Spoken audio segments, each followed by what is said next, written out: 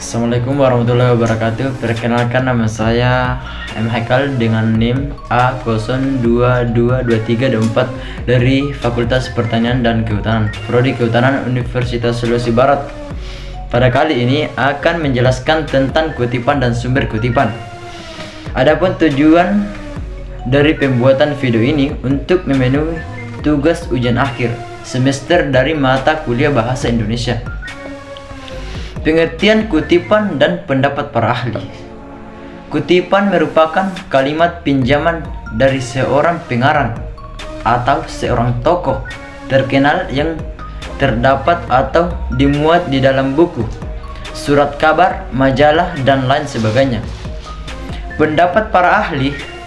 Menurut Keraf, pengertian kutipan adalah bagian dari suatu pernyataan maupun pendapat yang telah terdokumentasi.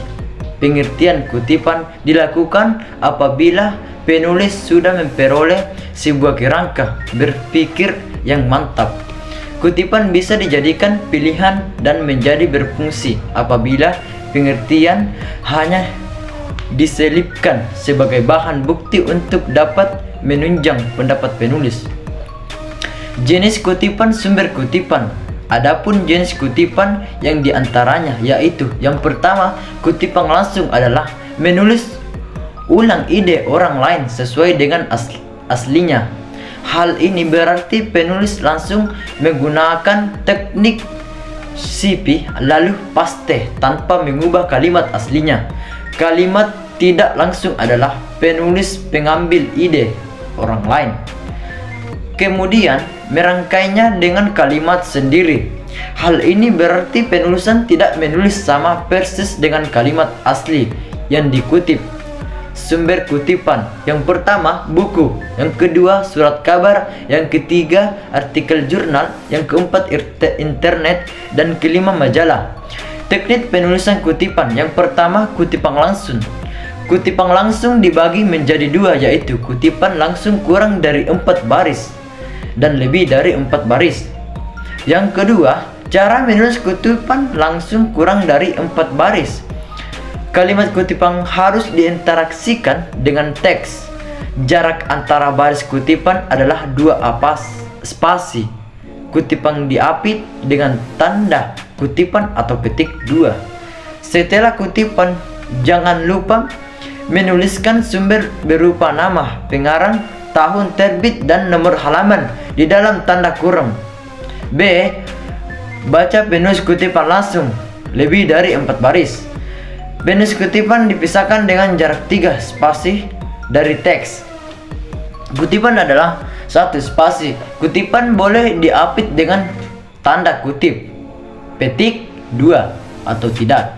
Setelah kutipan, jangan lupa memberikan keterangan sumber aslinya, cara mengutip kutipan yang dikutip orang lain, atau sumber kedua. Hal tersebut dapat dilakukan cara menyertakan nama pengarang aslinya, kemudian diikuti dengan kata dalam dan tahun terbit, jumlah halaman.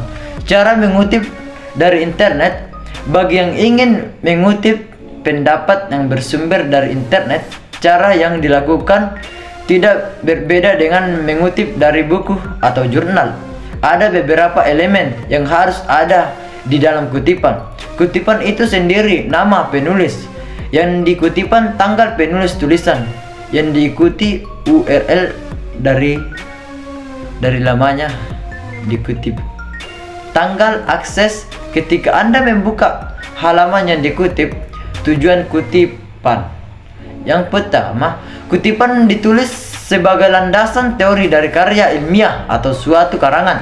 Yang kedua, kutipan ditulis sebagai penguat argumen atau pendapat penulis. Yang ketiga, kutipan ditulis sebagai penjelasan dari suatu uraian terhadap materi atau teori yang sudah diambil. Kutipan bisa dijadikan sebagai bahan bukti untuk dapat menunjang teori atau materi yang diangkat. Itu saja materi saya. Wabillahi taufiq wal hidayah. Assalamualaikum warahmatullahi wabarakatuh.